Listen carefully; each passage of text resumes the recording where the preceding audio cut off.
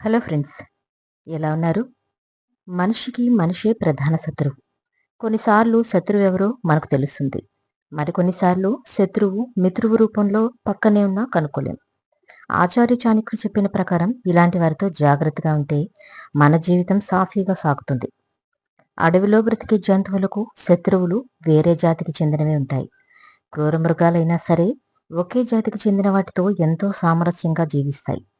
ఆటవిక న్యాయాన్ని పాటిస్తాయి. కానీ తెలివైన జంతువైన మనిషికి మనిషే శత్రువు.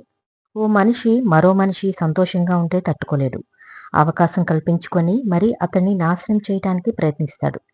మనకు మన శత్రువు ఎవరో తెలిస్తే వారితో జాగ్రత్తగా ఉండొచ్చు. కానీ కొన్నిసార్లు మన శత్రువు ఎవరో కూడా తెలీదు. అలాంటి వారిని కనుక్కోవటం కష్టం. వారి నుంచి తప్పించుకోవడం కూడా కష్టమే. అయితే కొన్ని రకాల మనుషుల్ని ఇంటికి పిలవకుండా ఉంటే మనకు ఎంతో మేలు జరుగుతుందని చాణక్యుడు చెప్పాడు. మనం మనతో ఎవరితైతే సన్నిహితంగా ఉంటారో వాళ్ళనే ఇంటికి పిలుస్తాం. ఇంటికి పిలిచే చనువు ఉందంటే వారు మనకు మంచి మిత్రులై ఉంటారు. అలాంటి వారితో స్నేహం చేయకుండా దూరంగా ఉండాలని ఆచార్య చాణక్యుడు అన్నాడు. ఈ కింది చెప్పిన 5 రకాల మనుషులకు ఎంత దూరంగా ఉంటే మన జీవితం అంత ప్రశాంతంగా ఉంటుంది. అందులో మొదటిగా తరచూ బాధించేవారు. కొంతమంది ఉంటారు. వాళ్లకు ఎదుటి వ్యక్తులను హింసించడమే ఓ పని. మనల్ని బాధపెట్టేలా మాట్లాడతారు.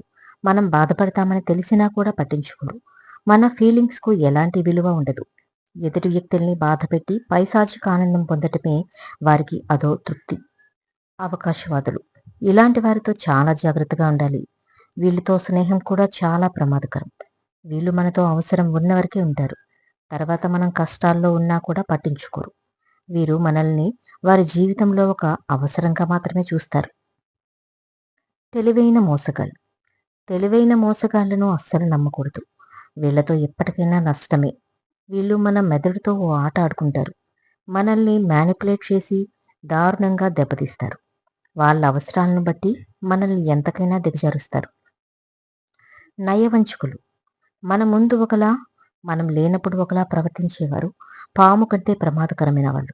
మనతో ఎంతో నిజాయితీగా ఉన్నట్లు నటిస్తారు. మనంత మంచోళ్ళు లేరు అంటూ పొగుడతారు. మనం పక్కకు వెళ్ళగానే మన గురించి మిగిలిన వారికి చెడుగా చెబుతారు. ఇక ఆఖరిగా నెగటివ్ గళ్ళు. వీళ్ళకు పాజిటివ్ అనే పదానికి అర్థం కూడా తెలీదు. ప్రతి చిన్న విషయంలో చెడుని వెతుకుతారు. ఎప్పుడూ నెగిటివ్గా మాట్లాడతారు. వాళ్ళు కృంగిపోవటమే కాకుండా మనల్ని కూడా వెనక్కు లాగేస్తారు.